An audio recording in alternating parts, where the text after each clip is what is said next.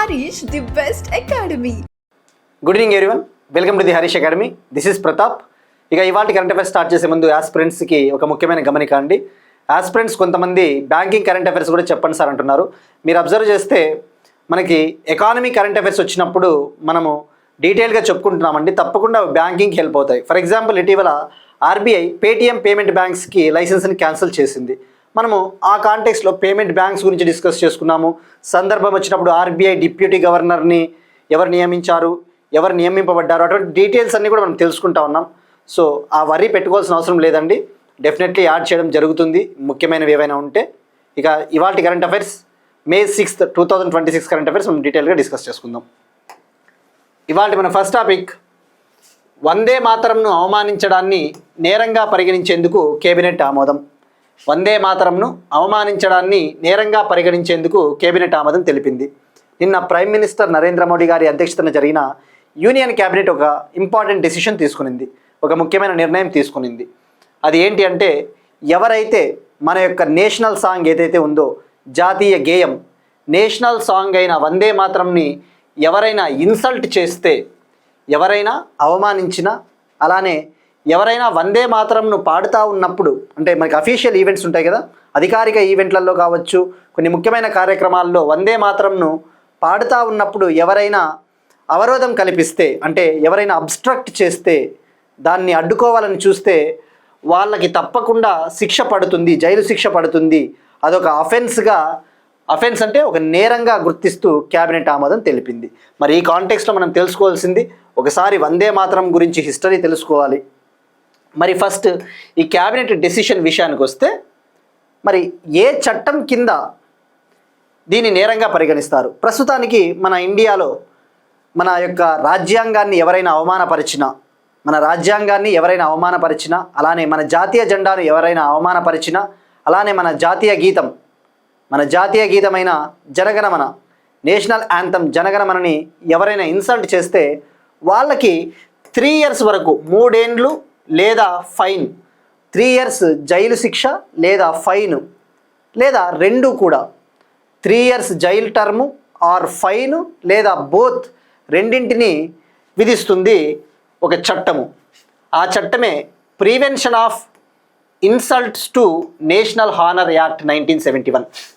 Prevention of insults to national honour act 1971 అంటే జాతీయ గౌరవానికి అవమానాల నివారణ చట్టము. జాతీయ గౌరవానికి అవమానాల నివారణ చట్టం 1971 కింద ఎవరైతే మన యొక్క నేషనల్ యాంథమ్ జనగణమన కావచ్చు, నేషనల్ ఫ్లాగ్, మన కాన్స్టిట్యూషన్ని ఎవరైనా ఇన్సల్ట్ చేసినా, ఏదైనా అవమానకరంగా ప్రవర్తిస్తే వాళ్ళకి 3 years లేదా ఫైన్, 3 ఏళ్ల జైలు శిక్ష లేదా ఫైను లేదా రెండింటిని విధించడం జరుగుతుందన్న విషయం గుర్తుపెట్టుకోండి. మరి ఇప్పుడు ఈ జాబితాలోకి వందే మాతరంను కూడా చేర్చబోతా ఉన్నారు. మరి దానికి సంబంధించి ఈ యాక్ట్ని సవరించాల్సిన అవసరం ఉంటుంది. ఈ యొక్క చట్టాన్ని అమెండ్ చేయాలి, ఈ యాక్ట్ని అమెండ్ చేయాలి. మరి దానికి సంబంధించిన బిల్లును రాబోయే రోజుల్లో మనకి ఆ యొక్క పార్లమెంట్లో బిల్లును కూడా ప్రవేశపెట్టడం జరుగుతుంది. సో ఈ కాంటెక్స్ట్లో ఇది గుర్తుపెట్టుకుంటే సరిపోతుందండి. ఈ యాక్ట్ గుర్తుపెట్టుకోండి, తప్పకుండా పాలిటీలో హెల్ప్ అవుతుంది మీకు. పాలిటీలో మరి మనం డిస్కస్ చేసుకున్నాం. February 6th, 2026 ఫిబ్రవరి కరెంట్ అఫైర్స్లో యూనియన్ హోమ్ మినిస్ట్రీ స్టేట్ గవర్నమెంట్స్కి, గవర్నమెంట్ బాడీస్కి డైరెక్షన్స్ జారీ చేసింది. అన్ని అధికారిక కార్యక్రమాల్లో, ఆల్ అఫీషియల్ ఈవెంట్స్లలో వందే మాతరంని తప్పనిసరిగా పాడాలి అని చెప్పేసి. మరి ఈ కాంటెక్స్లో ఒక్కసారి మనము వందే మాతరం గురించి ఒకసారి తెలుసుకుందామండి. వందే మాతరంలో ఒరిజినల్గా 6 చరణాలు ఉంటాయి, గుర్తుపెట్టుకోండి. 6 స్టాంజాస్ ఒరిజినల్గా, మొత్తం చరణాలు 6. యూనియన్ హోమ్ మినిస్ట్రీ చెప్పింది తప్పకుండా ఈ 6 చరణాలని పాడాల్సిందే అని చెప్పేసి. మరి వందే మాతరంని తొలిసారిగా ఎవరు కంపోజ్ చేశారు, ఎవరు దీన్ని రచించారు అంటే బంకించంద్ర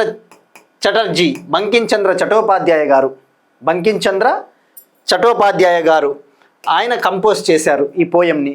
మరి ఎప్పుడు ఫస్ట్ టైం ఇది పబ్లిష్ అయ్యింది అంటే 1875 నవంబర్ 7న బంగదర్శన్ అనే ఒక జర్నల్లో, బంగదర్శన్ అనే ఒక లిటరరీ జర్నల్లో ఇది తొలిసారిగా పబ్లిష్ అయింది, ప్రచురితమైంది. మరి 1882లో బంకించంద్ర చటోపాధ్యాయ గారు ఆనందమత్ అనే ఒక నవల రాశారు, ఆనంద్ మత్. ఆ నవలలో పబ్లిష్ అయింది. ఫస్ట్ టైం మాత్రం 1875 నవంబర్ 7న బంగదర్శన్ అనే జర్నల్లో పబ్లిష్ అయిందన్న విషయం గుర్తుపెట్టుకోండి. మరి తొలిసారిగా ఎప్పుడు పాడారు? First time it was Sung in which year? తొలిసారిగా 1896లో ఇండియన్ నేషనల్ కాంగ్రెస్ ఐఎన్సి సమావేశం ఐఎన్సి కలకత్తా సెషన్లో రవీంద్రనాథ్ ఠాగూర్ గారు తొలిసారిగా పాడడం జరిగింది. ఆ విషయం గుర్తుపెట్టుకోండి. ప్రతి పాయింట్ మోస్ట్ ఇంపార్టెంట్. పాలిటీలో ఇది చాలా హెల్ప్ అవుతుంది. ఇక మరి తొలిసారిగా ఒక రాజకీయ నినాదంగా ఎప్పుడు దీన్ని ఉపయోగించారు? ఫస్ట్ టైం ఒక పొలిటికల్ స్లోగన్గా వందే మాతరంని ఎప్పుడు యూజ్ చేశారు? 1905 స్వదేశీ ఉద్యమం జరిగింది కదా, బెంగాల్ స్వదేశీ మూమెంట్లో 1905లో పొలిటికల్ స్లోగన్గా ఫస్ట్ టైం యూజ్ చేశారు. ఇక నేషనల్ సాంగ్గా ఎప్పుడు మన రాజ్యాంగం దీన్ని స్వీకరించింది? 1950 జనవరి 24న నేషనల్ సాంగ్గా మనం దీన్ని గుర్తించాము, రాజ్యాంగం. సో ఇవి మనకి సరిపోతాయండి. మనం ఆల్రెడీ డీటెయిల్గా తెలుసుకున్నాం 150 ఏళ్ళ వందే మాతర సెలబ్రేషన్స్ గురించి. అప్పుడు ఇంకొకసారి మనకి రీకాల్. సో ఇక్కడ గుర్తుపెట్టుకోండి, ఏదైతే ఈ చట్టం ఉందో ఈ చట్టంలోని సెక్షన్ 3 కింద జనగణమనను, జాతీయ జెండాను, రాజ్యాంగాన్ని అవమానపరిస్తే వాళ్ళకి ఆ శిక్షలు పడతాయి, 3 ఏళ్ల జైలు శిక్ష లేదా ఫైన్ అని చెప్పేసి. సో ఆ సెక్షన్ కూడా గుర్తుపెట్టుకోండి, హెల్ప్ అవుతుంది. Next one, union cabinet decisions. కేంద్ర క్యాబినెట్ తీసుకున్న ముఖ్యమైన నిర్ణయాలు. 2026 నుంచి 31 కాలానికి పత్తి ఉత్పాదకత కోసం 5,659 కోట్ల మిషన్కు కేంద్రం ఆమోదం. 2026 నుంచి 2031 పీరియడ్కు ఆ యొక్క కాలానికి గాను కాటన్ ప్రొడక్టివిటీని ఇంక్రీజ్ చేయడం కోసం, పత్తి ఉత్పాదకతను పెంచడం కోసం 5,659 క్రోర్తో ఒక మిషన్కు యూనియన్ క్యాబినెట్ అప్రూవల్ ఇచ్చింది, ఆమోదం తెలిపింది. మరి ఇక్కడ మనం తెలుసుకోవాల్సింది ఆ మిషన్ పేరు ఏంటిది అంటే మిషన్ ఫర్ కాటన్ ప్రొడక్టివిటీ. ఇండియాలో కాటన్ ప్రొడక్షన్ని పెంచాలి, పత్తి ఉత్పాదకతను పెంచాలి అని చెప్పేసి ఈ మిషన్కి ఆమోదం తెలిపింది క్యాబినెట్. మరి దీనికి కేటాయించిన బడ్జెట్ వచ్చేసి ఎగ్జాక్ట్గా చెప్పాలంటే 5,659.22 క్రోర్, 5,659.22 క్రోర్. మరి దీని ముఖ్య ఉద్దేశం ఏంటి? మెయిన్ లక్ష్యం వచ్చేసి, మెయిన్ ఆబ్జెక్టివ్ వచ్చేసి 2030-31 కల్లా పత్తి ఉత్పత్తిలో స్వయం సమృద్ధిని సాధించాలి. అలానే అంతర్జాతీయ టెక్స్టైల్ మార్కెట్లలో మనము రాణించాలి. అంతర్జాతీయ టెక్స్టైల్ మార్కెట్లలో మన యొక్క టెక్స్టైల్స్ అనేవి కాంపిటేటివ్గా చాలా పోటీతత్వంగా ఉండాలి. 2030-31 కల్లా కాటన్ ప్రొడక్షన్లో సెల్ఫ్ సఫిషియన్సీని మనము అచీవ్ చేయాలి, సాధించాలి. గ్లోబల్ టెక్స్టైల్ మార్కెట్స్లో మనం కాంపిటేటివ్గా తయారవ్వాలి. అది టార్గెట్, ఆబ్జెక్టివ్. మరి ఈ మిషను ఏ సూత్రాల ఆధారంగా పనిచేస్తుంది? 5F విజన్ మనం తెలుసుకున్నాం కదా. 5F విజన్ అని చెప్పేసి పిఎం మిత్ర టెక్స్టైల్ పార్క్ స్కీమ్ కూడా ఈ 5F విజన్ ద్వారానే పనిచేస్తుంది. 5F అంటే ఏంటి? ఫార్మ్ నుంచి ఫైబర్, పంట నుంచి పత్తిని కోస్తాం, ఫార్మ్ నుంచి ఫైబర్ వస్తుంది, ఆ ఫైబర్ని ఫ్యాక్టరీకి పంపిస్తాం, ఫ్యాక్టరీ నుంచి మనకి ఫ్యాషన్ ప్రోడక్ట్స్ వస్తాయి, టెక్స్టైల్స్ వస్తాయి. ఆ ఫ్యాషన్ ప్రోడక్ట్స్ని మనం ఫారిన్ కంట్రీస్కి ఎక్స్పోర్ట్ చేస్తాము, తద్వారా రెవెన్యూ ఆదాయం వస్తుంది. ఇది 5F విజన్, తప్పకుండా ఇది గుర్తుపెట్టుకోండి. మరి ఇంకా టార్గెట్లు ఏం పెట్టుకున్నారు? 2031 కల్లా 498 లక్ష బేళ్ల కాటన్ని ఉత్పత్తి చేయాలి. 2031 కల్లా 498 lakh బేల్స్ కాటన్ని ప్రొడ్యూస్ చేయాలి. 2031 కల్లా 498 లక్షల పత్తి బేళ్లను ఉత్పత్తి చేయాలి. ఇక్కడ బేల్ అంటే ఇప్పుడు మనకి ఆయిల్ బ్యారెల్స్ అంటారు కదండి, ఒక ఆయిల్ బ్యారెల్ ధర ఇంత, అట్లా పత్తికి సంబంధించి బేల్స్లలో కొలుస్తారు. ఇక తద్వారా ఈ యొక్క మిషన్ ద్వారా 32 లక్షల మంది కాటన్ ఫార్మర్స్కి లబ్ధి చేకూరబోతూ ఉంది. 32 lakh కాటన్ ఫార్మర్స్కి బెనిఫిట్ అనేది చేకూరబోతూ ఉంది. నెక్స్ట్ వన్, మరొక ఇంపార్టెంట్ క్యాబినెట్ డెసిషన్. గుజరాత్లో కొత్త నౌకా మరమ్మతు కేంద్రానికి క్యాబినెట్ ఆమోదం. గుజరాత్లో ఒక న్యూ షిప్ రిపేర్ ఫెసిలిటీని ఏర్పాటు చేయడం కోసం యూనియన్ క్యాబినెట్ అప్రూవల్ ఇచ్చింది. గుజరాత్లో న్యూ షిప్ రిపేర్ ఫెసిలిటీని ఏర్పాటు చేయడం కోసం యూనియన్ క్యాబినెట్ ఆమోదం తెలిపింది. అంటే నౌకా మరమ్మతు కేంద్రం. ఏంటిది షిప్ రిపేర్ ఫెసిలిటీ? ఈజీగా అర్థమవుతుంది. ఏంటిది? ఏదైనా మన ఇండియన్ షిప్స్కి ఏదైనా ప్రాబ్లమ్స్ వస్తే వాటిని రిపేర్ చేయాలి అంటే మన ఇండియాలోనే ఒక సెంటర్ ఉండాలి. జనరల్గా మన ఇండియన్ షిప్స్కి ఏవైనా ప్రాబ్లమ్స్ వస్తే ఫారిన్ షిప్ యార్డ్స్ పైన ఆధారపడతాం. దానివల్ల మనకి డబ్బులు నష్టము. సో దీనికోసం సొంతంగా ఒక షిప్ రిపేర్ ఫెసిలిటీని ఏర్పాటు చేద్దామని చెప్పేసి నిర్ణయం తీసుకున్నారు. ఇక్కడ ఫెసిలిటీ అంటే తెలుగులో చెప్పాలంటే ఒక కేంద్రం అండి, ఒక సౌకర్యము, కేంద్రము అట్లా మీనింగ్. మరి ఎక్కడ దీన్ని ఏర్పాటు చేయబోతా ఉన్నారంటే గుజరాత్లోని వడినార్ వద్ద. మరి ఇక్కడ దీనికోసం ఇన్వెస్ట్మెంట్ ఎంత అవుతుంది? ఖర్చు అవుతుంది కదా, ఊరికేం కాదు. 1570 crore దీన్ని ఏర్పాటు చేయబోతా ఉన్నారు. 1570 crore దీన్ని సెటప్ చేయబోతా ఉన్నారు. మరి దీన్ని సంయుక్తంగా అమలు పరచబోతా ఉన్నారు. ఈ ప్రాజెక్టుని సంయుక్తంగా గుజరాత్లోని దీన్ దయాల్ పోర్ట్ అథారిటీ మరియు కేరళలోని Cochin ship yard limited company ఈ యొక్క ప్రాజెక్టుని అమలు చేయబోతా ఉంది. ఈ ప్రాజెక్టుని నిర్మించబోతా ఉంది. ఈ ప్రాజెక్టుని గుజరాత్లోని దీన్ దయాల్ పోర్ట్ అథారిటీ మరియు కేరళలోని Cochin ship yard limited construct చేయబోతా ఉంది, ఇంప్లిమెంట్ చేయబోతా ఉంది. సో ఇది అండి మనకి ఈ టాపిక్.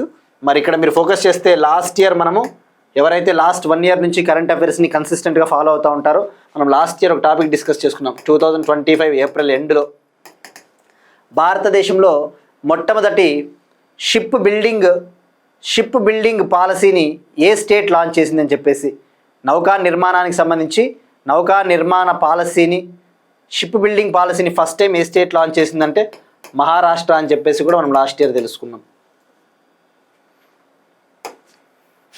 నెక్స్ట్ వన్ అగైన్ మరొక యూనియన్ క్యాబినెట్ డెసిషన్, ముఖ్యమైన ఇంపార్టెంట్ డెసిషన్.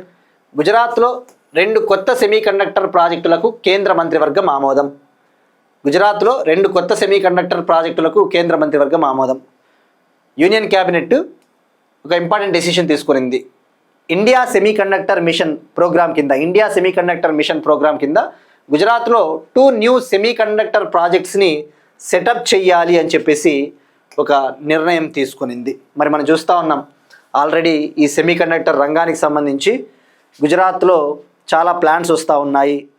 భారతదేశపు మొట్టమొదటి సెమీకండక్టర్ ఫ్యాబ్రికేషన్ ప్లాంట్ని కూడా గుజరాత్లోని ధోలేరాలో ఏర్పాటు చేస్తూ ఉన్నారని చెప్పేసి, India's first semiconductor fabrication plant Dholera Gujarat అని చెప్పేసి. సో ఇలా మనకి ఈ సెమీకండక్టర్స్కి సంబంధించి మనం ఈ ప్లాంట్స్ని ఎక్కడ ఏర్పాటు చేస్తూ ఉన్నారు, ఎవరు ఏర్పాటు చేస్తూ ఉన్నారు, అటువంటి బేసిక్ డీటెయిల్స్ తెలుసుకోవాలండి.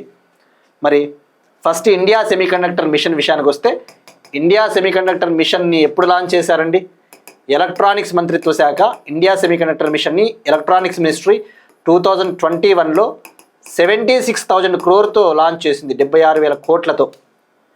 ఇప్పుడు ఇండియా సెమీకండక్టర్ మిషన్ 2.0 కూడా లాంచ్ చేశారు.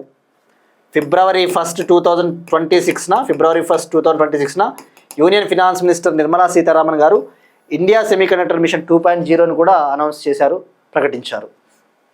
మరి ఇక్కడ మీరు ఫోకస్ చేస్తే ఇప్పుడు గుజరాత్లో ఎక్కడ రాబోతా ఉన్నాయి ఆ ప్రాజెక్టులు, వాటికి అయ్యే ఖర్చు ఎంత అంటే సుమారుగా 3,936 కోట్లతో ఈ 2 ప్లాంట్లను ఏర్పాటు చేయబోతున్నారు. 3,936 crore ఇన్వెస్ట్మెంట్తో ఈ 2 యూనిట్స్ని సెటప్ చేయబోతూ ఉన్నారు. మరి ఇందులో ముఖ్యమైనది ఒక ప్రాజెక్ట్. ఆ ముఖ్యమైన ప్రాజెక్ట్ ఏంటి అంటే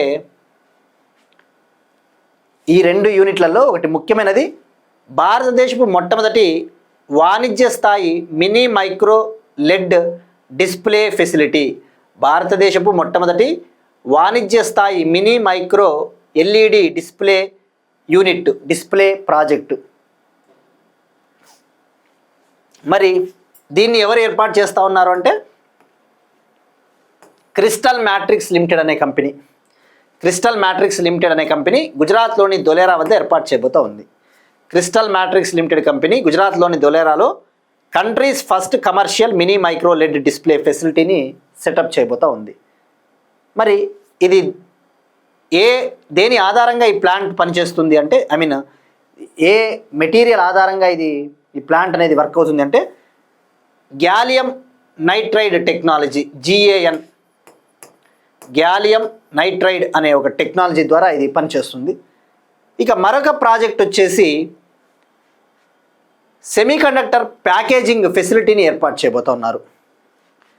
గుజరాత్లోని సూరత్లో Suchi Semicon private limited company, గుజరాత్లోని సూరత్లో Suchi Semicon private limited company semiconductor packaging facility అంటే సెమీకండక్టర్లను ప్యాకేజింగ్ చేసే ఒక ప్రాజెక్ట్ని ఏర్పాటు చేయబోతా ఉన్నారు. మరి తద్వారా సుమారుగా 2230 మందికి ఉద్యోగ అవకాశాలు కూడా కల్పించబడబోతూ ఉన్నాయి. 2230 స్కిల్డ్ ప్రొఫెషనల్స్కి ఎంప్లాయ్మెంట్ అనేది కూడా రాబోతూ ఉంది. సో ఇక్కడ గుర్తుపెట్టుకోండి, మెయిన్గా ఆ ఇన్వెస్ట్మెంట్ ఎంత, ఏ కంపెనీలు ఏర్పాటు చేస్తూ ఉన్నాయి, ఇండియా సెమీకండక్టర్ మిషన్ గురించి ఇవన్నీ కూడా మనం బోలెడు సార్లు చెప్పుకున్నామండి. డిఫెన్స్కి సంబంధించి కావచ్చు, సెమీకండక్టర్సు, క్రిటికల్ మినరల్సు, ఇలాంటి టాపిక్స్ నేను అందుకే చెప్తాను, రెగ్యులర్గా చూడండి కరెంట్ అఫైర్స్ వీడియోని. ఇవన్నీ ఏంటంటే కంటిన్యూషన్లో భాగంగా వెళ్ళిపోతూ ఉంటాయి. పాత క్లాసులు ఎవరైతే మంచిగా చూస్తూ ఉంటారో డెఫినెట్లీ ఈజీగా అర్థమవుతుంది, ఫ్లో ఉంటుంది, ఒక రివర్ ఫ్లో మాదిరి. పాత క్లాసులు కొద్దిగా చూడకపోతే, ఎందుకంటే మనం పాత క్లాసెస్లో చాలా ఇన్ఫర్మేషన్ చెప్పి ఉంటాం, చాలా డెప్త్గా పోయి ఉంటాము, దానికి మనం కంటిన్యూషన్ ఉంటాము. సందర్భం వచ్చినప్పుడు ఎక్కడ డెప్త్ పోవాలో అక్కడ డెప్త్ చెప్తాం. కాబట్టి మీరు డెఫినెట్లీ డైలీ అయితే ఫాలో అవ్వండి. నెక్స్ట్ వన్, పాలిటిక్స్ సంబంధించి ఒక ఇంపార్టెంట్ టాపిక్. భారత సుప్రీంకోర్టు న్యాయమూర్తుల సంఖ్యను 33 నుంచి 37కు పెంచేందుకు కేబినెట్ ఆమోదం. భారత సుప్రీంకోర్టు న్యాయమూర్తుల సంఖ్యను 33 నుంచి 37కు పెంచేందుకు కేబినెట్ ఆమోదం. యూనియన్ కేబినెట్ మరొక ఇంపార్టెంట్ డెసిషన్ తీసుకునింది. ఇండియన్ సుప్రీం కోర్టులో జడ్జెస్ నంబర్ని ప్రజెంట్ 33 ఉంది, 33 నుంచి 37కి ఇంక్రీజ్ చేసేందుకు అప్రూవల్ ఇచ్చింది, ఆమోదం తెలిపింది. మరి ఇక్కడ ఫస్ట్ సుప్రీంకోర్టు అంటేనే గుర్తు రావాల్సినది. సుప్రీంకోర్టులో ప్రస్తుతం సంఖ్య ఎంత ఉంది అంటే సిజేఐతో కలుపుకొని 34. చీఫ్ జస్టిస్ ఆఫ్ ఇండియా భారత ప్రధాన న్యాయమూర్తి సూర్యకాంత్ గారితో కలుపుకుంటే 34 ఉంది స్ట్రెంగ్త్. మరి ఇప్పుడు సిజేఐని మినహాయిస్తే, ఎక్సెప్ట్ సిజేఐ అయితే 33, సిజేఐతో కలుపుకుంటే 34. మరి 37కు పెంచుతున్నారు అంటే ఏంటి? జడ్జిల సంఖ్యను మరో 4 పెంచబోతా ఉన్నారు. అంటే 37, సిజేఐతో కలుపుకుంటే 38. సో గుర్తుపెట్టుకోండి, కేవలం జడ్జెస్ సంఖ్యని 33 నుంచి 37కి పెంచుతున్నారు. అంటే 4 జడ్జెస్ రాబోతూ ఉన్నారు ఎక్స్ట్రాగా. సిజేఐతో కలుపుకుంటే 38. మరి ఇక సుప్రీంకోర్టు అంటేనే గుర్తు రావాల్సినది పార్ట్ 5 ఇండియన్ కాన్స్టిట్యూషన్లో 5వ భాగము, part 5 of the Indian constitution. Supreme court 1950లో ఏర్పాటైంది, జనవరి 26, 1950, రైట్. మరి ఇప్పుడు దీనికి సంబంధించి ఒక బిల్లుని సవరించాల్సి ఉంటుంది, ఒక బిల్లుని ప్రవేశపెట్టాల్సి ఉంటుంది, ఒక చట్టాన్ని సవరించాల్సి ఉంటుంది, ఒక బిల్లుని ప్రవేశపెట్టాల్సి ఉంటుంది. ఏ చట్టాన్ని సవరించాలి అంటే supreme court number of judges act 1956, supreme court number of judges act 1956ని సవరించాల్సి ఉంటుంది, అమెండ్ చేయాల్సి ఉంటుంది. మరి దీనికోసం supreme court number of judges amendment bill 2026ను కూడా రాబోయే పార్లమెంట్ సెషన్లో ప్రవేశపెట్టబోతా ఉంది కేంద్ర ప్రభుత్వం. ఒరిజినల్గా సుప్రీంకోర్టు ఏర్పాటైనప్పుడు ఒరిజినల్ స్ట్రెంగ్త్ 8 మందే. ఒరిజినల్గా సుప్రీంకోర్టు ఏర్పాటైనప్పుడు ఒక సిజేఐ 7 జడ్జెస్ ఉండేవాళ్ళు. ఒరిజినల్గా అయితే 8 మందే. కానీ ఇప్పుడు పెంచబోతున్నారు. ఎందుకు పెంచుతున్నారంటే సుప్రీంకోర్టులో ఆల్రెడీ 92,000కు పైగా కేసులు పెండింగ్ ఉన్నాయి, 92,000కు పైగా కేసెస్ పెండింగ్లో ఉన్నాయి. కాబట్టి జడ్జెస్ సంఖ్యను డెఫినెట్లీ పెంచాల్సిందే. నెక్స్ట్ వన్, రైల్వేస్కి సంబంధించి ఒక ఇంపార్టెంట్ టాపిక్. దక్షిణ తీర రైల్వే ఏర్పాటు. సౌత్ కోస్ట్ రైల్వేని ఏర్పాటు చేస్తూ ఉన్నట్టు రైల్వేస్ మినిస్ట్రీ గెజెట్ నోటిఫికేషన్ జారీ చేసింది. దక్షిణ తీర రైల్వే, సౌత్ కోస్ట్ రైల్వేని ఏర్పాటు చేస్తూ ఉన్నట్టు రైల్వేస్ ఒక నోటిఫికేషన్ జారీ చేసింది. మరి ఈ దక్షిణ తీర రైల్వే అంటే ఏంటి? మనకి ఇండియాలో చాలా రైల్వేస్ ఉంటాయి, railway divisions, like east Coast railway, northern railways, central railways, అలా ఉంటాయి కదా. మరి ఇప్పుడు ఈ సౌత్ కోస్ట్ రైల్వేని ఏర్పాటు చేస్తూ ఉన్నట్టు రైల్వేస్ నోటిఫికేషన్ జారీ చేసింది. మరి దీన్ని హెడ్ క్వార్టర్స్ ఎక్కడ అంటే విశాఖపట్నం ఆంధ్రప్రదేశ్లో దీని హెడ్ క్వార్టర్స్ని ఏర్పాటు చేయబోతున్నారు. June 1, 2026 నుంచి ఇది పూర్తి స్థాయిగా అమల్లోకి రాబోతోంది. June 1, 2026 నుంచి ఇది పూర్తి స్థాయిలో ఇంప్లిమెంటేషన్లోకి రాబోతూ ఉంది. మరి ఇక్కడ మీరు ఫోకస్ చేయాల్సింది, ఇప్పుడు దీన్ని ఏర్పాటు చేయడంతో భారతదేశంలో ఇది 18వ రైల్వే జోన్ అని చెప్పవచ్చు. ఇండియాలో ఇది 18th రైల్వే జోన్ అని చెప్పవచ్చు. యాక్చువల్లీ ఈ సౌత్ కోస్ట్ రైల్వే ఏర్పాటు డిమాండ్ అనేది లాస్ట్ 40 years నుంచి ఉంది ఆంధ్రప్రదేశ్ గవర్నమెంట్ నుంచి. 2014లో ఆంధ్రప్రదేశ్ స్టేట్ డివైడ్ అయిన తర్వాత ఆంధ్రప్రదేశ్ పునర్విభజన చట్టం 2014, ఏపీ రీఆర్గనైజేషన్ యాక్ట్ 2014లో ఆంధ్రప్రదేశ్కి అప్పటి కేంద్ర ప్రభుత్వం ఇచ్చిన ఒక హామీ, మేము సౌత్ కోస్ట్ రైల్వేని ఏర్పాటు చేస్తామని చెప్పేసి 10 ఏళ్ళు పట్టింది ఏర్పాటు చేసేకి. మరి ఇక్కడ మీరు గుర్తుపెట్టుకోవాల్సింది, south coast railway head quarters ఎక్కడ అంటే విశాఖపట్నం, ఆంధ్రప్రదేశ్. మరి ఇప్పుడు యాక్చువల్లీ మొన్నటి వరకు వాల్తేరు రైల్వే డివిజన్ అని ఉండేది. వాల్తేరు అనేది విశాఖపట్నంలో ఉండే ఒక ప్రాంతము. Waltair railway division Visakhapatnam. ఇప్పుడు ఈ వాల్తేరు రైల్వే డివిజన్ని 2 జోన్లుగా డివైడ్ చేశారు, 2 డివిజన్లుగా డివైడ్ చేశారు. ఒకటి వచ్చేసి విశాఖ రైల్వే డివిజన్, మరొకటి Rayagada railway division. Visakha railway division, Rayagada railway division. మొన్నటి వరకు ఉన్న వాల్తేర్ రైల్వే డివిజన్ని 2 డివిజన్లుగా డివైడ్ చేశారు. Visakha railway division, Rayagada railway division. Rayagada ఎక్కడ ఉంది? ఒడిషా. మరి ఇక్కడ మీరు ఫోకస్ చేస్తే మనం తెలుసుకోవాల్సింది, ఈ సౌత్ కోస్ట్ రైల్వే జోన్లో ఇప్పుడు ఏ ప్రాంతాలు వస్తాయి? సౌత్ కోస్ట్ రైల్వే జోన్లో గుంటకల్, గుంటూరు, విజయవాడ, విశాఖపట్నం డివిజన్స్. గుంటూరు, విజయవాడ, విశాఖపట్నం డివిజన్స్ వస్తాయి. మరి ఈ రాయగడ రైల్వే డివిజన్ ఉంది కదా, ఈ రాయగడ రైల్వే డివిజన్ని ఈస్ట్ కోస్ట్ రైల్వేస్లోకి మెర్జ్ చేశారు. ఈ రాయగడ రైల్వే డివిజన్ని ఈస్ట్ కోస్ట్ తూర్పు తీర రైల్వేలోకి దీన్ని కలిపేశారు. మరి ఈస్ట్ కోస్ట్ రైల్వేకి హెడ్ క్వార్టర్స్ ఎక్కడండి? భువనేశ్వర్, ఒడిషా. సో గుర్తుపెట్టుకోండి, వాడు డెఫినెట్లీ అడుగుతాడు, సౌత్ కోస్ట్ రైల్వే జోన్లో ఏవి ఉంటాయంటే గుంటకల్, అనంతపురం డిస్టిక్, గుంటూరు, విజయవాడ, విశాఖపట్నం డివిజన్స్. ఇక మరి సికింద్రాబాదు, హైదరాబాదు, నాందేడు డివిజన్స్ దేనిలో భాగము? Secunderabad, Hyderabad, Nanded divisions south central రైల్వేలో భాగము. ఇది ఆంధ్రప్రదేశ్ కరెంట్ అఫైర్గా చూడొద్దండి మీరు, ఎందుకంటే దక్షిణ తీర రైల్వే హెడ్ క్వార్టర్స్ విశాఖపట్నం కదా, ఇది ఏపీ కరెంట్ అఫైర్ అనుకోవద్దండి. ఎందుకంటే ఇది భారతదేశంలో 18వ railway zone, 18th railway zone కాబట్టి ఇది డెఫినెట్లీ అందరూ చదివి తీరాల్సిందే, ఎవరైనా కూడా, ఏ ఎగ్జామ్ ప్రిపేర్ అయ్యే వాళ్ళైనా కూడా. నెక్స్ట్ వన్, ఆంధ్రప్రదేశ్కి సంబంధించి ఒక ఇంపార్టెంట్ టాపిక్ అండి. 5.11 లక్షల కోట్ల నాబార్డు రుణ పథకాన్ని ఆవిష్కరించిన ఆంధ్రప్రదేశ్ చీఫ్ మినిస్టర్ చంద్రబాబు నాయుడు గారు. 5.11 లక్షల కోట్ల నాబార్డు రుణ పథకాన్ని ఆవిష్కరించిన AP chief minister released 5.11 lakh crore NABARD credit plan. మరి ఇక్కడ నాబార్డ్ అంటే ఏంటండి? National bank for agricultural and rural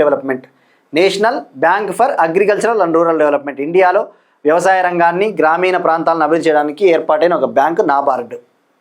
మరి ఇక్కడ మీరు ఫోకస్ చేస్తే నాబార్డు డిఫరెంట్ స్టేట్స్కి క్రెడిట్ ఇస్తుంది. ఆ రాష్ట్రాలు అభివృద్ధి చెందాలి అంటే రుణాలు ఇస్తుంది. మరి 2026-27 ఫినాన్షియల్ ఇయర్కి గాను, 2026-27 ఆర్థిక సంవత్సరానికి గాను ఏపీకి 5.11 lakh crore క్రెడిట్ని ఇవ్వబోతా ఉంది. దీనికి సంబంధించి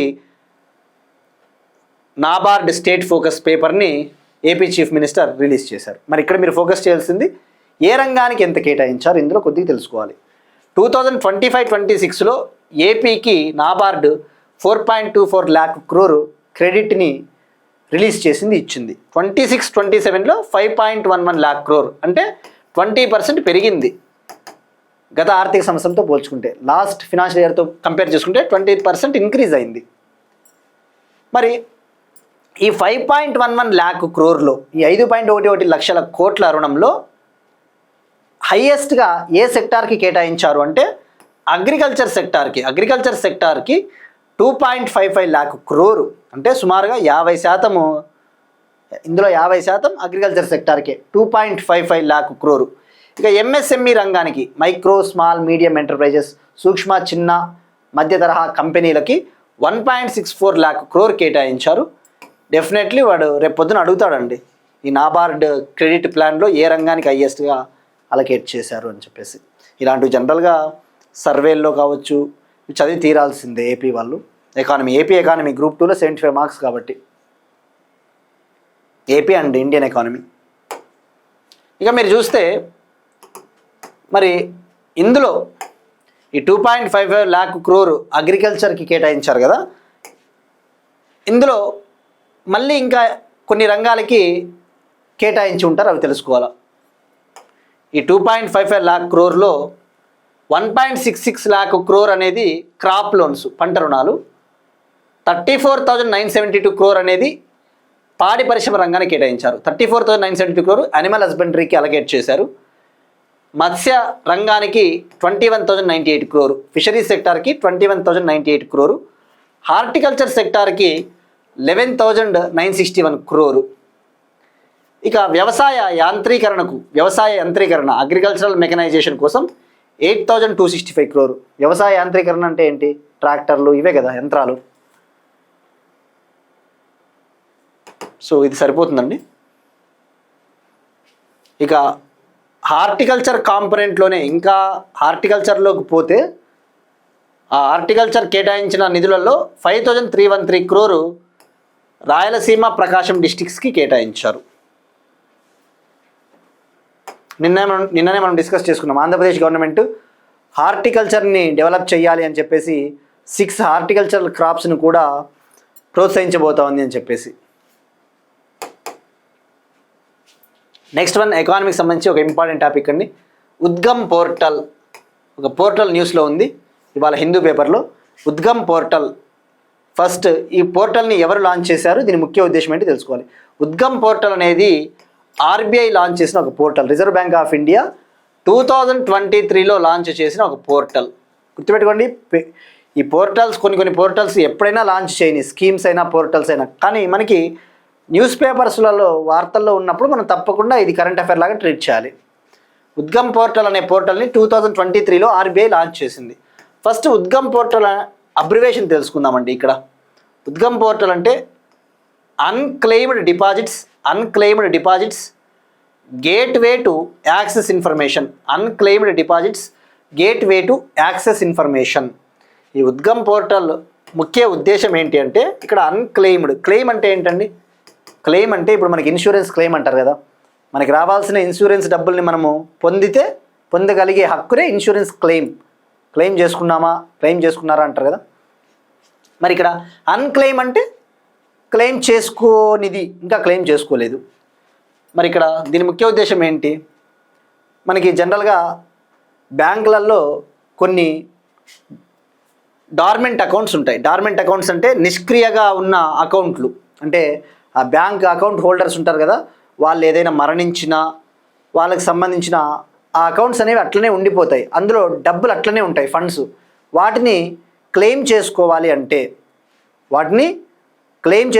వాటికి సంబంధించిన ఇన్ఫర్మేషన్ని మనం పొందాలి అంటే ఒక పోర్టల్ అవసరం అని చెప్పేసి 2023లో లాంచ్ చేసింది. చాలా కాలంగా బ్యాంకుల్లో క్లెయిమ్ చేయకుండా ఉండిపోయిన డబ్బుని ఖాతాదారులు లేదా వారి చట్టపరమైన వారసులు సులభంగా గుర్తించడానికి ఇది ఉపయోగపడుతుంది.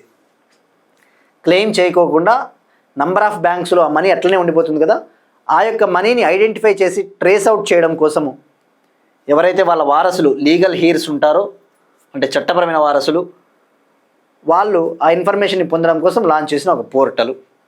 మరి ఆర్బీఐ సుప్రీంకోర్టుకి ఒక రిప్లై ఇచ్చింది.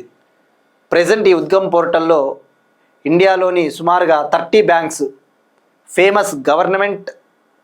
Famous public and private banks, మొత్తం 30 బ్యాంకులు ఈ పోర్టల్లో రిజిస్టర్ అయ్యాయి, అందుబాటులో ఉన్నాయని చెప్పేసి.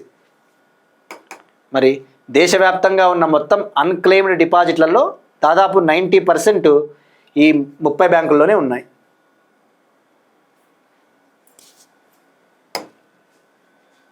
నెక్స్ట్ వన్ అగైన్ ఎకానమీకి సంబంధించి ఒక ఇంపార్టెంట్ టాపిక్ అండి. రెమిటెన్సెస్కి సంబంధించి యునైటెడ్ నేషన్స్ ఇచ్చిన ఒక రిపోర్ట్. ప్రవాసుల నగదు మనకే ఎక్కువ. యునైటెడ్ నేషన్స్కు చెందిన ఇంటర్నేషనల్ ఆర్గనైజేషన్ ఫర్ మైగ్రేషన్ సంస్థ వరల్డ్ మైగ్రేషన్ రిపోర్ట్ విడుదల చేసింది. మరి ఈ రిపోర్ట్ ప్రకారం 2024లో ఏ కంట్రీకి హైయెస్ట్గా రెమిటెన్సెస్ వచ్చాయో రిపోర్ట్ ఇచ్చింది. ఇక్కడ రెమిటెన్సెస్ అంటే ఏంటివి మనం చాలాసార్లు చెప్పుకున్నామండి. ఫారిన్ కంట్రీస్లో ఎవరైతే వర్క్ చేస్తూ ఉంటారో వాళ్ళు సంపాదించిన శాలరీని తమ స్వదేశంలో ఉన్న వాళ్ళకి పంపిస్తారు. ఫారిన్ కంట్రీస్లో పనిచేసే ఇండియన్స్ ఎవరైతే ఉంటారో ఫర్ ఎగ్జాంపుల్ వాళ్ళు ఇండియాలో ఉన్న వాళ్ళ బంధువులకు కావచ్చు, వాళ్ళ పేరెంట్స్కి పంపిస్తారు. అవే రెమిటెన్సెస్ అంటారు. మరి ఇక్కడ ఈ యునైటెడ్ నేషన్స్కి చెందిన ఇంటర్నేషనల్ ఆర్గనైజేషన్ ఫర్ మైగ్రేషన్ విడుదల చేసిన వరల్డ్ మైగ్రేషన్ రిపోర్ట్ ప్రకారం 2024లో ఇండియా $137 బిలియన్ పైగా రెమిటెన్సెస్ని అందుకునింది.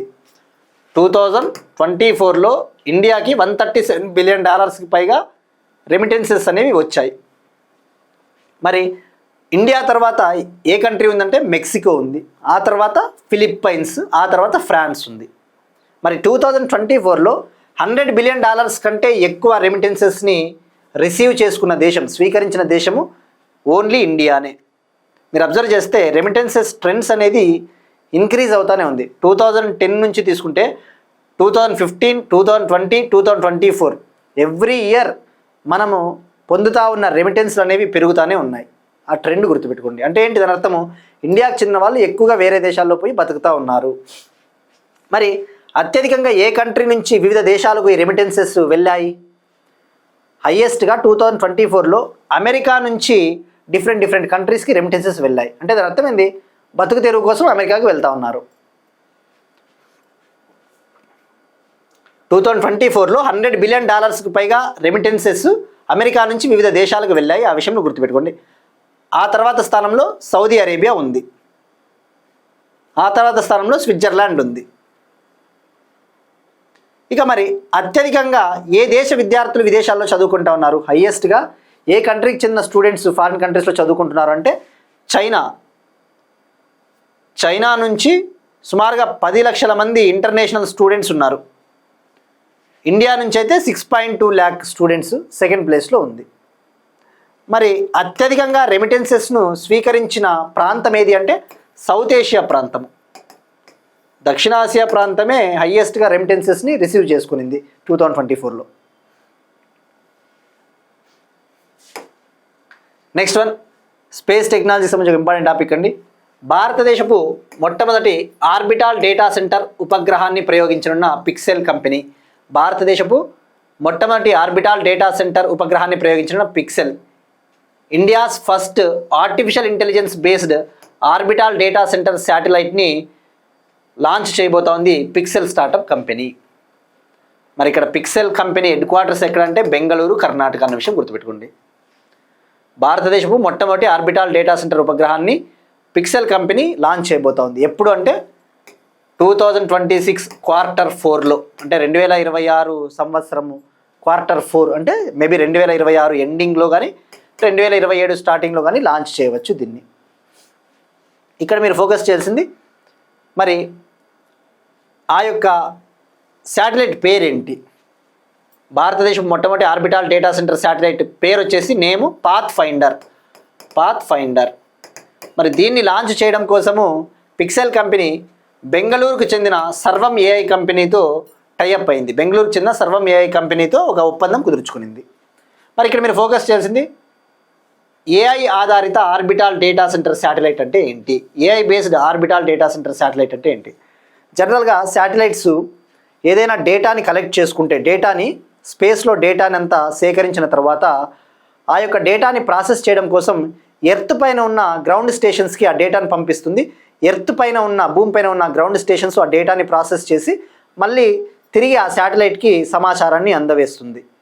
కానీ ఈ యొక్క orbital data centre, AI based orbital data center satellite ఎలా వర్క్ చేస్తుందంటే ఆ స్పేస్లో కలెక్ట్ చేసిన డేటాని మొత్తము ఎర్త్ పైన ఉన్న గ్రౌండ్ స్టేషన్స్కి సెండ్ చేయకోకుండానే, పంపించుకోకుండానే స్పేస్లోనే ప్రాసెస్ చేస్తుంది, స్పేస్లోనే దాన్ని ప్రాసెస్ చేస్తుంది.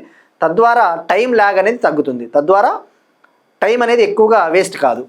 సో అది artificial intelligence based orbital data center satellite. Name వచ్చేసి గుర్తుపెట్టుకుని పాత్ ఫైండర్. మరి ఆ యొక్క పాత్ ఫైండర్ వెయిట్ ఎంత? 200 kg, 200 kgల శాటిలైట్. మరి ఇది ఒక ఎర్త్ అబ్జర్వేషన్ శాటిలైట్ అని చెప్పవచ్చు, ఇది ఒక భూ పరిశీలన ఉపగ్రహం అని చెప్పవచ్చు. మరి ఇక ఏంటి దీంట్లో ప్రాముఖ్యత ఏంటి?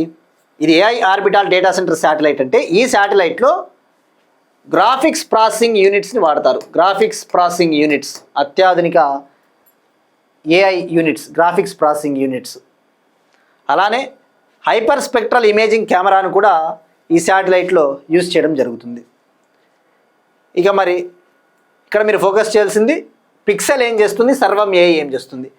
పిక్సెల్ కంపెనీ ఆ యొక్క శాటిలైట్ని డిజైన్ చేస్తుంది, ఆ యొక్క శాటిలైట్ని నిర్మిస్తుంది, ఆ యొక్క శాటిలైట్ని బిల్డ్ చేస్తుంది, ఆ యొక్క శాటిలైట్ని లాంచ్ చేస్తుంది, ప్రయోగిస్తుందని చెప్పొచ్చు. సర్వం ఏఐ కంపెనీ ఈ శాటిలైట్కి అవసరమైన ఆర్టిఫిషియల్ ఇంటెలిజెన్స్ ఇన్ఫ్రాస్ట్రక్చర్, కృత్రిమ మేధస్సు మౌలిక వసతుల్ని ఇది అందిస్తుంది. ఇక మరి ఇక్కడ ఫోకస్ చేసింది స్టాటిక్ పాయింట్ ఆఫ్ వ్యూలో ఈ పిక్సెల్ కంపెనీ ఫౌండర్ ఎవరు తెలుసుకోవాలండి. డైరెక్ట్గా అడుగుతాడు మ్యాచ్ ద ఫాలోయింగ్లో. పిక్సెల్ కంపెనీకి సిఈఓగా ప్రస్తుతం చీఫ్ ఎగ్జిక్యూటివ్ ఆఫీసర్, ఫౌండర్గా అవైస్ అహ్మద్ అనే వ్యక్తి ఉన్నారు, అవైస్ అహ్మద్. ఇక సర్వం ఏఐ కంపెనీ ఫౌండర్స్ వచ్చేసి వ్యవస్థాపకులు వివేక్ రాఘవన్, ప్రత్యూష్ కుమార్. వివేక్ రాఘవన్, ప్రత్యూష్ కుమార్ అనే విషయం గుర్తుపెట్టుకుంటే సరిపోతుంది. Next one again space technology సంబంధించిన ఇంపార్టెంట్ టాపిక్. దక్షిణ కొరియా ఉపగ్రహాన్ని మరియు 45 రైడ్ షేర్ పేలోడ్లను ప్రయోగించిన ఫాల్కన్ 9 రాకెట్. దక్షిణ కొరియా ఉపగ్రహాన్ని మరియు 45 రైడ్ షేర్ పేలోడ్లను ప్రయోగించిన ఫాల్కన్ 9 రాకెట్. ఎలాన్ మస్క్, అమెరికాకు చెందిన ఎలాన్ మస్క్ యొక్క స్పేస్ ఎక్స్ కంపెనీకి చెందిన ఫాల్కన్ 9 రాకెట్ సౌత్ కొరియాకు చెందిన ఒక శాటిలైట్ని లాంచ్ చేసింది. అలానే మరో 45 రైడ్ షేర్ పేలోడ్స్, మరో 45 రైడ్ షేర్ పేలోడ్లను సెకండరీ పేలోడ్లుగా లాంచ్ చేసింది. మరి ఎక్కడి నుంచి లాంచ్ చేసింది? సౌత్ కొరియా శాటిలైట్ పేరేంటి? సౌత్ కొరియాకు చెందిన శాటిలైట్ పేరు వచ్చేసి క్యాస్ 502 మిషన్. క్యాస్ 502 మిషన్. ఇక్కడ క్యాస్ అంటే కాంపాక్ట్ అడ్వాన్స్డ్ శాటిలైట్ 2 మిషన్. మరి ఇది ఏ టైప్ ఆఫ్ శాటిలైట్? ఇది ఎర్త్ అబ్జర్వేషన్ శాటిలైట్. ఇది కూడా భూ పరిశీలన ఉపగ్రహం. అంటే ఏంటి? ఎర్త్ పైన ఉన్న రిసోర్సెస్, ఈ యొక్క న్యాచురల్ రిసోర్సెస్, సహజ వనరులు, ఎర్త్ పైన ఉన్న బయోమాస్, ఎర్త్ పైన ఉన్న జీవ వనరుల్ని పర్యవేక్షించడానికి అటువంటి వాటికి ఇటువంటి ఉపగ్రహాలను ఉపయోగిస్తూ ఉంటారు. మరి ఈ శాటిలైట్ బరువు వచ్చేసి 534 kg, 534 kgలు. మరి ఇక్కడ రైడ్ షేర్ పేలోడ్లు అంటే సెకండరీ పేలోడ్లు, మరో 45 ద్వితీయ పేలోడ్లను కూడా ప్రయోగించింది. మరి ఎక్కడి నుంచి లాంచ్ చేయడం జరిగింది అంటే అమెరికాలోని కాలిఫోర్నియాలోని వ్యాండెన్బర్గ్ స్పేస్ బేస్ స్టేషన్ నుంచి, అమెరికాలోని కాలిఫోర్నియాలోని వ్యాండెన్బర్గ్ స్పేస్ ఫోర్స్ బేస్ స్టేషన్ నుంచి లాంచ్ చేయడం జరిగింది.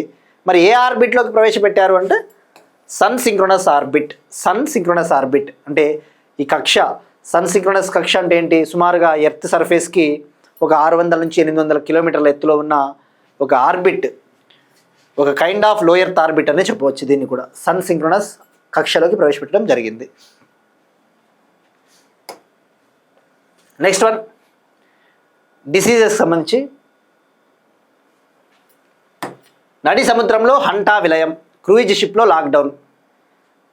అట్లాంటిక్ మహాసముద్రం నడిబొడ్డున ఒక క్రూయిజ్ నౌకలో hanta virus outbreak start అయిందండి. హంటా వైరస్ అనే ఒక వ్యాధి. సో మృత్యువుతో సుమారుగా 150 మంది పోరాడుతూ ఉన్నారు, చావు బతుకుల్లో ఉన్నారు. సో ఈ కాంటెక్స్లో మీరు అబ్జర్వ్ చేస్తే ఏపీ గ్రూప్ 2 S&T మెయిన్స్లో క్లియర్గా హెల్త్ ఇష్యూస్ అని ఉంటుంది. Recent trends in disease burden అంటాడు. రీసెంట్గా వివిధ రకాల వ్యాధులకు సంబంధించి ట్రెండ్స్ ఎలా ఉన్నాయి అంటాడు. So diseases. మరి ఇక్కడ హంటా వైరస్ అంటే ఏంటో తెలుసుకోవాలి. ఇక్కడంతా ఏముండదండి, ఇదంతా చదివినా మీకు ఏముండదు, సోదే ఉంటుంది. సో మరి ఇక్కడ హంటా వైరస్ గురించి తెలుసుకోవాలి. ఇక్కడ హంటా వైరస్ అనేది ఏంటి? అసలు పేర్లోనే ఉంది వైరస్. ఇది వైరస్ ద్వారా వచ్చే ఒక డిసీజు. మరి ఎలా వస్తుంది? బేసికల్గా ఎలుకల ద్వారా వస్తుంది. ఎలుకలను ఏమంటారు ఇంగ్లీష్లో? రోడెంట్స్. మరి ఎలా వస్తుంది అంటే ఆ యొక్క ఎలుకలు రోడెంట్స్ ఏవైతే ఉంటాయో ఆ యొక్క ఎలుకల్లో ఈ హంటా వైరస్ అనేది ఉంటుంది. ఆ ఎలుకల యొక్క యూరిన్ కావచ్చు, ఆ ఎలుకల యొక్క సెలైవా, ఆ ర్యాట్స్ యొక్క యూరిన్ సెలైవా కనుక మనము టచ్ అయినామో, వాటికి దగ్గరగా వెళ్తే కనుక డెఫినెట్లీ అది మనకు కూడా స్ప్రెడ్ అవుతుంది. మరి ఇది వచ్చింది అంటే ఎలాంటి సిమ్టమ్స్ ఉంటాయి? ఈ హంటా వైరస్ వల్ల మన యొక్క లంగ్స్ అనేవి దెబ్బతింటాయి, మన యొక్క రెస్పిరేటరీ సిస్టమ్ దెబ్బతింటుంది, శ్వాసకోశ సంబంధిత వ్యాధులు వస్తాయి, అలానే కిడ్నీ ఫెయిల్యూర్ కూడా జరుగుతుంది. ఇక్కడ మెయిన్గా మీరు ఫోకస్ చేస్తే హంటా వైరస్ వల్ల హంటా వైరస్ పల్మనరీ సిండ్రోమ్ అనే వ్యాధి వస్తుంది. Hanta virus pulmonary syndrome. Pulmonary అంటే ఏంటి? లంగ్స్కి సంబంధించిన టర్మ్ అది. మరి ఇక్కడ మీరు ఫోకస్ చేస్తే ఫస్ట్ హంటా వైరస్ ఏ ఫ్యామిలీకి చెందినది? బున్యా విరిడే ఫ్యామిలీకి చెందినది. బున్యా విరిడే అనే కుటుంబానికి చెందిన వైరస్ ఇది. సో గుర్తుపెట్టుకోండి, రోడెంట్స్లో ఉంటుంది, ఎలుకల్లో ఉంటుంది ఈ వైరస్. ఇది ఒక జూనోటిక్ డిసీజ్ అంటే యానిమల్స్ నుంచి హ్యూమన్స్కి వస్తే దాన్ని జూనోటిక్ అంటారు. మరి పర్సన్ టు పర్సన్ వస్తుందా? ఫర్ ఎగ్జాంపుల్ ఎలుకల నుంచి ఒక వ్యక్తికి వచ్చింది, మరి ఆ వ్యక్తి నుంచి ఇంకో వ్యక్తికి వస్తుందంటే less chances. Person to person అయితే ఆ వ్యాధి వ్యాప్తి చెందదు, రాదు. Not transmissible from person to person. కానీ కొన్ని కేసులలో, కొన్ని రకాల హంటా వైరస్లలో మాత్రం వస్తుంది. బట్ ఎనీవే గుర్తుపెట్టుకోండి, సింపుల్గా జూనోటిక్ డిసీజ్ అని గుర్తుపెట్టుకోండి. వ్యక్తుల నుంచి వ్యక్తులకి రాదు, కానీ కొన్ని రకాల హంటా వైరస్లు మాత్రము పాసిబిలిటీ ఉంది. ఉదాహరణకు యాండీ వైరస్ అని ఉంటుంది, ఇది సౌత్ అమెరికాలో యాండీ వైరస్ అని ఉంటుంది. ఇది కూడా హంటా వైరస్కు చెందిన ఒక వైరస్సే. ఇది పర్సన్ టు పర్సన్ వస్తుందంట, కానీ డెడ్లీ వైరస్ ఇది. నెక్స్ట్ వన్ స్పోర్ట్స్కి సంబంధించి BWF Thomas and Uber cup 2026 winners. Badminton world federation Thomas మరియు ఉబేర్ కప్ 2026 విజేతలు. ఇది బ్యాడ్మింటన్కి సంబంధించిన కప్పులు అండి. మరి ఇక్కడ మీరు ఫోకస్ చేయాల్సింది బ్యాడ్మింటన్ వరల్డ్ ఫెడరేషన్ థామస్ మరియు ఉబేర్ కప్ 2026 విన్నర్స్ ఎవరు? ఇక్కడ ఫస్ట్ థామస్ కప్ అంటే తెలుసుకుందాం. థామస్ కప్ అంటే పురుషుల విభాగంలో జరిగే వరల్డ్ బ్యాడ్మింటన్ ఛాంపియన్షిప్, పురుషుల విభాగంలో జరిగే world team badminton championship. Uber cup అంటే మహిళల విభాగంలో జరిగే world team badminton championship. Thomas cup అంటే మెన్స్ కేటగిరీలో జరిగే world team badminton championship. Uber cup అంటే ఉమెన్స్ కేటగిరీలో జరిగే వరల్డ్ బ్యాడ్మింటన్ టీమ్ ఛాంపియన్షిప్. మరి ఈ ఛాంపియన్షిప్ అనేది ప్రతి 2 ఏళ్ళకి ఒకసారి జరుగుతుంది. ఈ థామస్ కప్, ఉబేర్ కప్ అనేది ఫర్ ఎవ్రీ 2 ఇయర్స్కి ఒకసారి జరుగుతుంది. మరి విజేతలు ఎవరో తెలుసుకుందాం. మరి థామస్ కప్ విజేత తెలుసుకుందాం ఫస్ట్. అంటే పురుషుల విభాగంలో చైనా మెన్స్ టీం గెలుపొందింది. ఫైనల్లో ఫ్రాన్స్ టీంను ఓడించి చైనా పురుషుల జట్టు థామస్ కప్ని గెలుచుకునింది. ఇక ఉబేర్ కప్ విషయానికి వస్తే మహిళల విభాగంలో సౌత్ కొరియా టీము, అంటే republic of Korea team, south Korea మహిళా టీము ఫైనల్లో చైనా ఉమెన్స్ టీంని ఓడించి టైటిల్స్ని గెలుపొందింది. మరి ఇక్కడ మీరు ఫోకస్ చేస్తే, ఇక్కడ మీరు చూస్తే ఈ టోర్నమెంట్ ఎప్పుడు జరిగిందంటే 24th ఏప్రిల్ నుంచి May 3, 2026 వరకు జరిగింది. మరి థామస్ కప్ ఎన్నవ ఎడిషన్? థామస్ కప్ వచ్చేసి 34వ సారి జరిగింది, 34th ఎడిషన్. ఉబేర్ కప్ 31వ సారి జరిగింది. Uber cup 31st edition international level. Thomas కప్లో 16 టీమ్స్ పాల్గొన్నాయి, అంటే 16 కంట్రీస్ పాల్గొన్నాయి. ఉబేర్ కప్లో 16 కంట్రీస్ పాల్గొన్నాయి. ఎక్కడ జరిగింది ఈ టోర్నమెంట్స్ అంటే డెన్మార్క్లోని హార్సెన్స్లో. మరి ఇండియాకి ఏదైనా మెడల్ వచ్చిందంటే థామస్ కప్లో ఇండియాకి పురుషుల విభాగంలో థామస్ కప్లో బ్రాంజ్ మెడల్ వచ్చింది, అంటే కాంస్య పథకం వచ్చింది మనకి. మరి 2028లో ఎక్కడ జరగబోతా ఉన్నాయి ఈ థామస్ కప్ మరియు ఉబేర్ కప్? Jakarta, Indonesia. ఇక ఇవాళ క్వశ్చన్ అండి, మనం డిస్కస్ చేసుకున్న టాపిక్కే. భారతదేశపు మొట్టమొదటి పోర్టబుల్ MRI సిస్టమ్ని ఎక్కడ ఏర్పాటు చేశారు? అది ట్రై చేయండి. కానీ నిన్న అడిగిన క్వశ్చన్, స్పెషల్ 301 రిపోర్ట్ని విడుదల చేసేది అమెరికాకు చెందిన ట్రేడ్ రిప్రజెంటేటివ్ USTR ఇండియాని ప్రయారిటీ వాచ్ లిస్ట్ కేటగిరీలో ఉంచింది. ప్రయారిటీ వాచ్ లిస్ట్ అంటే భారతదేశంలో ఈ యొక్క మేధో సంపత్తి హక్కులు, ఇంటలెక్చువల్ ప్రాపర్టీ రైట్స్ అనేవి కొద్దిగా ఆందోళనకరంగా ఉన్నాయి, కొద్దిగా కన్సర్న్ ఉంది అని చెప్పేసి. ఇవి ఇవాళ కరెంట్ అఫైర్స్. మనం ఒకసారి క్విక్గా రీక్యాప్ చూద్దాం.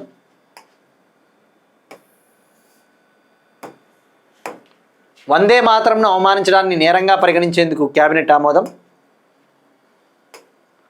2026-31 కాలానికి పత్తి ఉత్పాదకత కోసం 5,658 కోట్ల మిషన్కు కేంద్రం ఆమోదం. గుజరాత్లో కొత్త నౌకా మరమ్మతు కేంద్రానికి కేబినెట్ ఆమోదం. గుజరాత్లో 2 కొత్త సెమీకండక్టర్ ప్రాజెక్టులకు కేంద్ర మంత్రివర్గం ఆమోదం. భారత సుప్రీంకోర్టు న్యాయమూర్తుల సంఖ్యను 33 నుంచి 37కు పెంచేందుకు కేబినెట్ ఆమోదం. దక్షిణ తీర రైల్వే ఏర్పాటు హెడ్ క్వార్టర్స్ విశాఖపట్నం, ఆంధ్రప్రదేశ్. 5.11 లక్షల కోట్ల నాబార్డు రుణ పథకాన్ని ఆవిష్కరించిన Andhra Pradesh chief minister. UDGAM portal RBI. Remittances విషయంలో టాప్ ప్లేస్లో ఇండియా. భారతదేశం మొట్టమొదటి orbital data center satellite path finder.